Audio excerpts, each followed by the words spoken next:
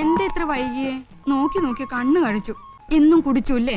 കുറച്ച് ഒരു കമ്പനി ഉണ്ടായിരുന്നു ഓമനെ. എന്നും ഉണ്ടല്ലോ കമ്പനി. എന്നോട് ഇപ്പൊ പഴയ പോലെ ഇഷ്ടമൊന്നുമില്ല. ഇഷ്ടല്ല എന്നാര് പറഞ്ഞു? എന്നാലേ എനിക്കൊരു കാര്യം പറയാനുണ്ട്. എന്ത് കാര്യം? ഇപ്പൊ പറയില്ല, പിന്നെ പറയാം. എപ്പോ? പിന്നെ മമ്മി ക്ലബിൽ പോയിരിക്കോ ഡാഡി? ഡാഡിക്ക് പറഞ്ഞൂടെ ഡാഡി ഇല്ലാത്തപ്പോ മമ്മി ക്ലബിൽ പോണ്ടെന്ന്? പറയണം പറയണം. ഓമനെ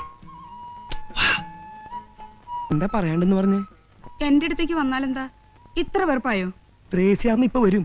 അന്നൊക്കെ എന്തൊക്കെ ചക്രവർത്താനങ്ങളാ പറയാറുള്ളത്. ഇപ്പൊ എന്നെ കണ്ടൂടാ, എനിക്കറിയാം. കരയല്ലേ? എന്നെ ചതിക്കരുത്. അപ്പൊ എന്നെ ചതിച്ചതോ? ഞാൻ ആരും ഇല്ലാത്തവളല്ലേ അല്ലേ? അങ്ങനെ പറയല്ലോ ഓമനെ. എന്റെ പുണ്യാളോ വിടാൻ പറഞ്ഞില്ലേ? ഞാൻ വിടില്ല. വന്നാണല്ലോ അല്ലാതെ വരുന്നു. വായിച്ചു നോക്കൂ കത്ത. പ്രിയപ്പെട്ട ചോട്ടന് ഗാമുകി ഓമന എഴുതുന്നത്.